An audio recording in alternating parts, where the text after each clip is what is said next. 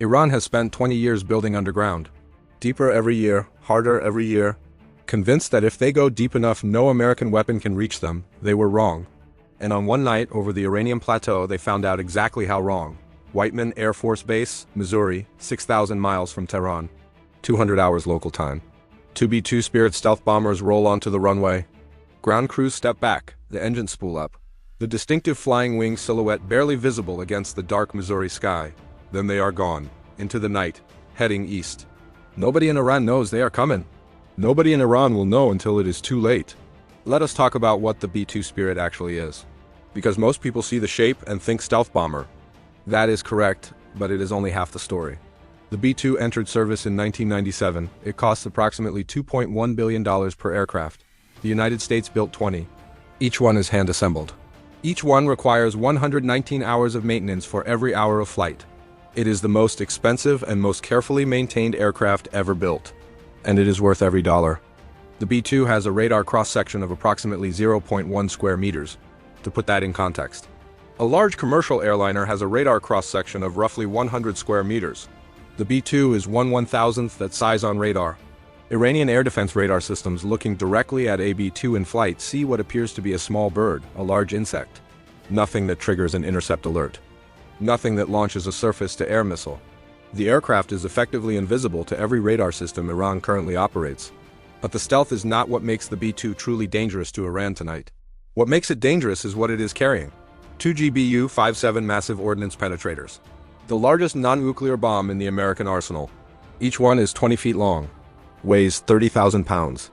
Contains 5,300 pounds of high explosive. And is designed to do one thing that no other conventional weapon can do. Penetrate hardened underground facilities. The GBU-57 enters the ground nose first at terminal velocity. Its hardened steel casing punches through concrete and rock. It keeps going, down, through reinforced walls, through blast doors, through multiple layers of hardened protection. Before the fuse triggers the explosion, deep inside, where the structure cannot absorb it, where the shockwave has nowhere to go except outward through the facility itself.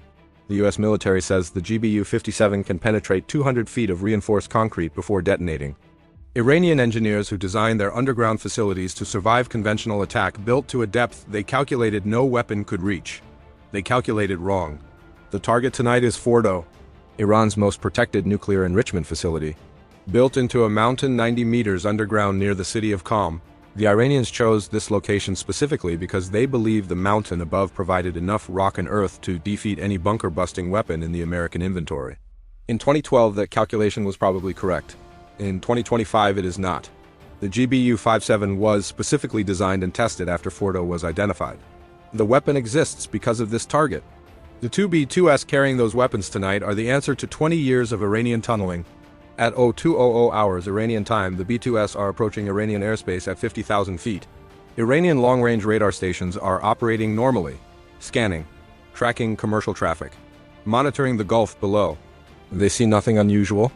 Nothing that suggests two 172-foot flying wings loaded with the most powerful conventional bombs ever built are 40 miles from their border. The B-2s cross into Iranian airspace. Still nothing on Iranian radar.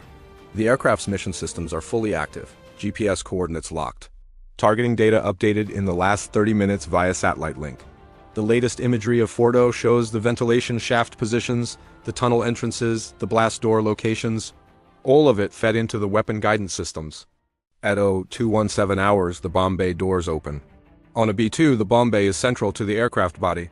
The doors swing open and for a moment the aircraft is briefly slightly more visible on radar. Slightly, not enough, not nearly enough.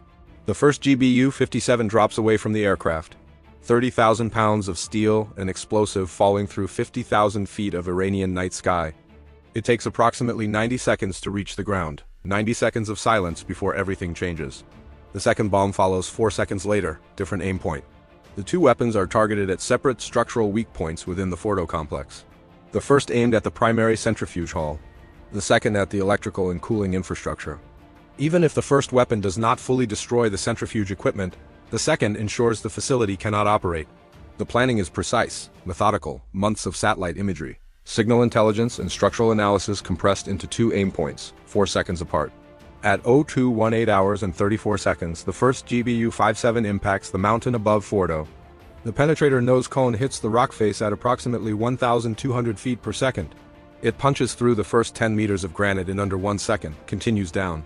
Through 30 meters, 50 meters, 70 meters, past what Iranian engineers calculated was the safe depth, past what they built their blast doors to protect. At 90 meters, the fuse triggers. 5,300 pounds of tritonal explosive detonates inside the mountain. The shockwave has nowhere to go except into the facility. On the surface, the mountain shakes. Ventilation shafts that were exhausting warm air from the centrifuge halls blow outward in a single violent pulse, then reverse, then blow outward again. The ground above the primary centrifuge hall subsides by approximately 2 meters. Visible from satellite imagery taken 11 minutes later. 4 seconds after the first impact, the second GBU-57 hits. Different entry point, same result. The mountain shakes again. The secondary shaft infrastructure is destroyed. Power to the facility is severed. Cooling to the centrifuges is gone. Whatever survived the first weapon has no power to operate. The B-2s do not loiter. There is nothing to observe from their altitude. The weapons have been released. The mission is complete. They turn west. Back toward the Gulf, back toward the tanker aircraft waiting to refuel them for the long flight home. 6,000 miles back to Missouri, where they will land before Iranian state media has finished writing the denial. Here is what Iran does not want to admit publicly. Fordo was their insurance policy. Every other Iranian nuclear facility has been considered potentially vulnerable. Natanz, Isfahan, Arak. The surface facilities could be struck. Were always acknowledged to be at risk, but Fordo was different. Fordo was the facility that was supposed to survive. The one buried deep enough that even if everything else was struck, Iran could rebuild its program from Fordo. That insurance policy no longer exists. The strategic implications extend beyond the physical destruction. Every underground facility Iran has built or is building now has to be reevaluated. If Fordo at 90 meters was not deep enough, how deep is deep enough? The GBU-57 forces that question onto every Iranian engineer and every IRGC commander who has been sleeping soundly because their assets are underground? There may be no depth that is deep enough. That uncertainty is itself a strategic weapon. Iran's response in the days that follow is predictable: denial, then partial acknowledgement framed as minimal damage, then threats of retaliation. The state television shows the supreme leader visiting a different nuclear facility, undamaged. The message is clear. Iran continues. Iran is unbroken. But the satellite imagery tells a different story. The subsidence above Fordo is measurable. The ventilation shaft damage is visible. And the seismic monitoring stations across the region recorded 2 distinct underground detonations at Fordo coordinates at exactly the times the B-2s released their weapons. The denial does not hold up. The B-2 lands back at Whiteman Air Force Base 19 hours after takeoff. The crew climbs down from the aircraft. The ground crew begins the 119 hours of post-flight maintenance that every B-2 mission requires. The aircraft will fly again. It will be ready. And somewhere in a planning room, the next set of target coordinates is already being reviewed. Because the B-2 Spirit does not make one trip. It makes as many trips as the mission requires. And Iran has not finished building underground. Which means the B-2 has not finished its work either. Stay locked in.